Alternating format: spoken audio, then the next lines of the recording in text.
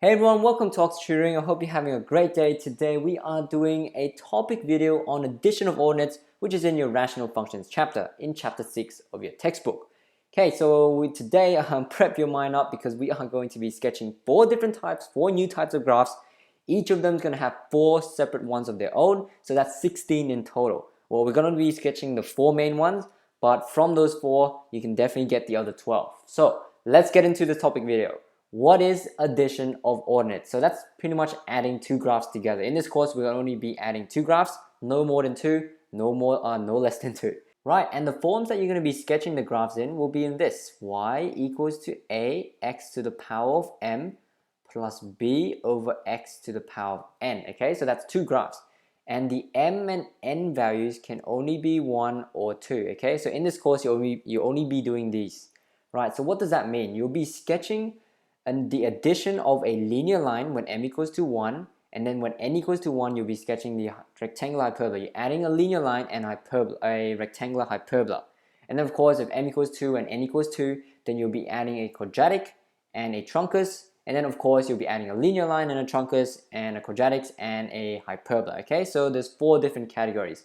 So here they are: m equals to 1, and then n equals to 1. So that's a linear line and a rectangular hyperbola. Then you have m equals to 1, n equals to 2. So that will be a linear line and a truncus. And then you have m equals to 2, n equals to 1. So that is a quadratic and a rectangular hyperbola. And of course, the last one is m equals to 2, n equals to 2. So a quadratic with a truncus. And you'll see the new shapes, the new graphs that hopefully after this video, you can go to your exercise book, or you see any of these type of questions, you can sketch all of it. Okay, so let's get into the first one. M equals to 1, n equals to 1. The basic form would be, of course, y equals to x plus 1 over x. So that's a linear line and that's a rectangular hyperbola. Whenever you're sketching any of these type of graphs, you always want to find two things. The first one is your vertical asymptote. So as we know, there's a hyperbola in there, so that means there's an asymptote. And in this case, the vertical asymptote is x equals to 0.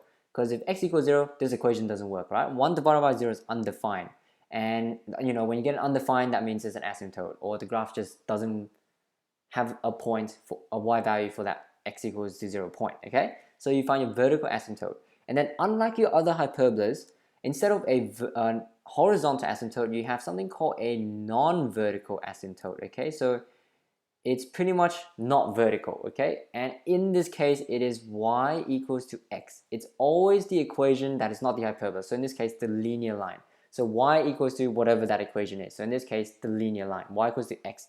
The reason why is, if you let y equals to x, for example, in this case, if y equals to x over here, so if you try to do that, x equals to x plus 1 on x, the problem is x cancels out and you're left with 1 over x equals 0. And you cannot solve for x because when you bring x up top, you get 1 equals 0, which of course doesn't make sense. It's undefined. So that is your non-vertical asymptote. And then after, you can just go to step number 2, which is sketching your graph. So let's get into it. Sketching the graph, that's the exciting part, right? You have your x-axis and you have your y-axis. Okay, when you are sketching the graph, the first thing you want to do is get the parent graph. So I call these the parent graph. So y equals x, that is one of them. It also happens to be your non-vertical asymptote. You can label them if you want. Y equals to x. So you sketch the parent graph. So the linear lines, that's just one of them. The other one is 1 over x. So your rectangular hyperbola. Okay. So just get dotted lines in them. Just get that first right there. That is your parent graphs. Now we want to add these two together. So let's do a sample, let's do some plotting. So at this point right here, when x equals to whatever this point is, y value would be a small y value, a small positive. And then when x equals that value, the y value for the hyperbola is actually quite big. But then that point plus that point, we always get something that's, a little bit higher. So maybe somewhere here.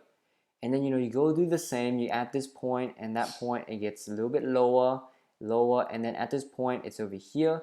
And then you do the same thing and it becomes higher. So the graph, what the graph does is it follows the asymptote. It's going to follow the parent. Let's call this rectangular hyperbola the mother. It's going to follow the mother. And then at a certain point, and that point is always the intersection point right here. It's going to stop following the mother. It's going to start following the father instead. So that means your linear line.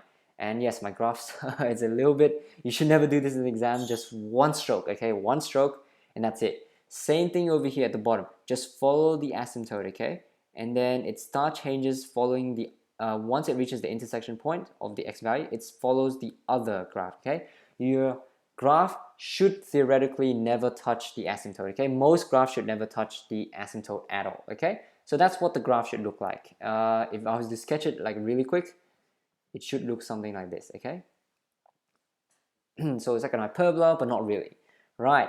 And then after you're done with that point, do not just leave it there. You have to rub out. So you have to rub out your hyperbola, because that's not our asymptote. Our asymptote is y equals x. That's fine. You can leave that, but you do not want to have your your hyperbola here. It's not supposed to be an asymptote, so that's why there's no dotted line here, okay. So you do that, and then of course get your vertical asymptote as well. X equals to 0, put that in there. X equals to 0, and then there we go. That is your graph. You have y equals to x, that's your asymptote, your non-vertical asymptote. Then you get x equals 0, that's your vertical asymptote.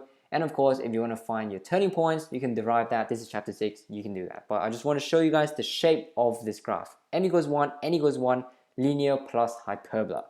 Right, let's move on to scenario number 2. That is m equals 1, so you get a linear line, y equals to x, plus n equals 2, so you actually get a truncus, so 1 over x squared. Okay, so once again, step number 1, what is your vertical asymptote? Your vertical asymptote is x equals 0.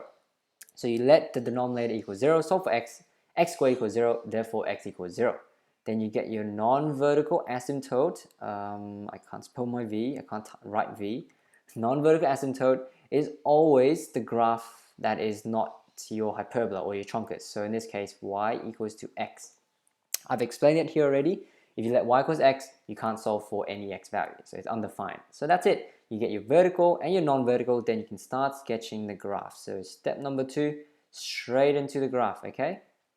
Y-axis, x-axis, right. The first thing you do, get your non-vertical asymptote up, or get the parent graphs, okay? So y equals to x, same thing again, y equals to x, label it.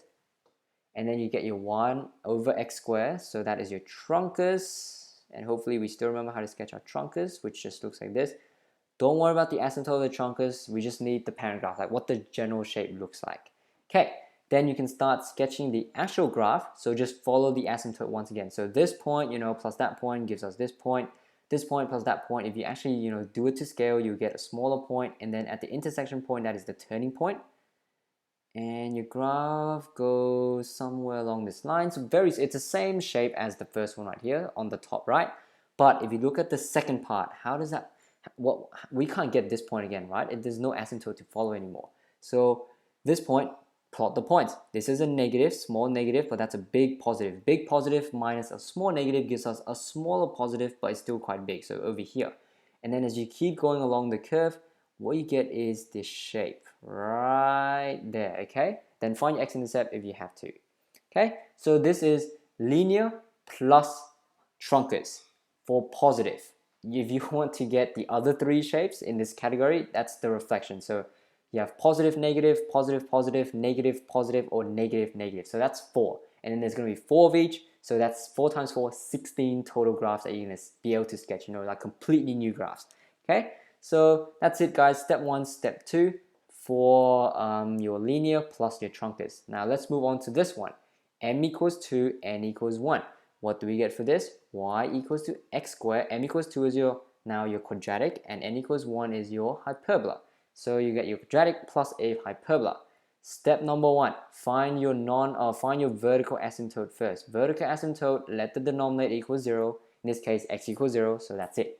And then your non-vertical asymptote right here, non-vertical asymptote, it's always y equals to one of the parent function. That's not the hyperbola or the truncus. So y equals x squared.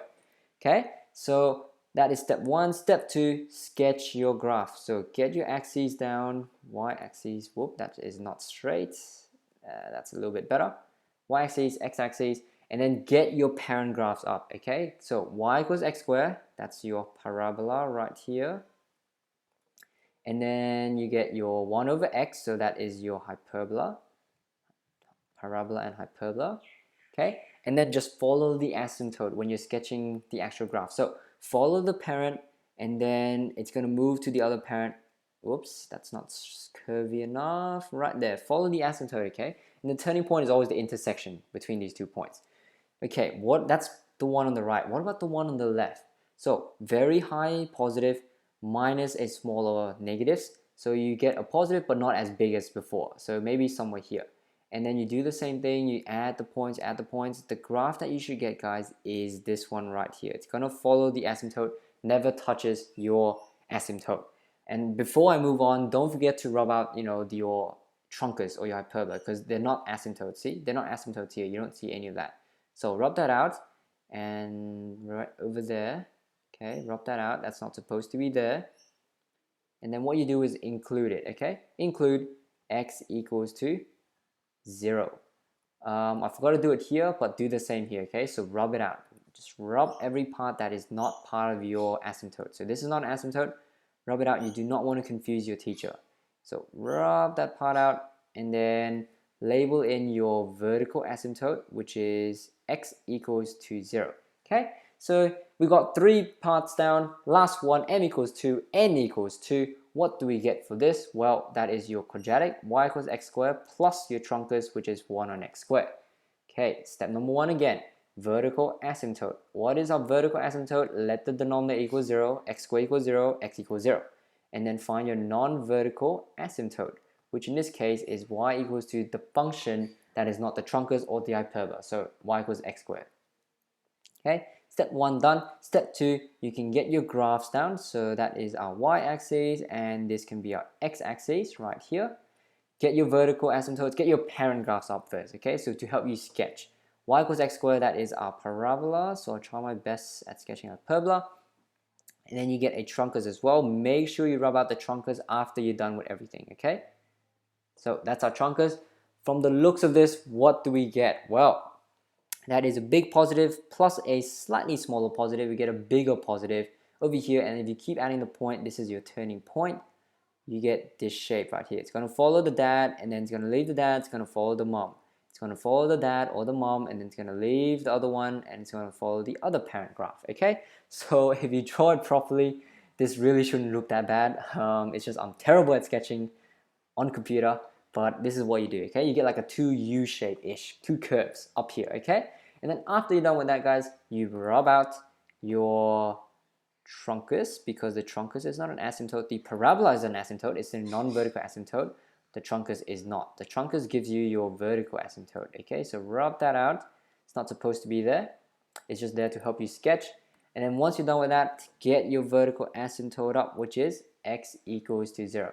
And that's it for your 4 categories. There are 4 for each, so with the negatives as well. I haven't added any negatives, but you'll get slightly different shapes when you get your negatives in there. But aside from that, guys, this is addition of ordinates, and which is part of a rational function. Hopefully now you know how to sketch these graphs, and you can do your exercises. But aside from that, guys, thanks for watching, and I'll see you in the next video.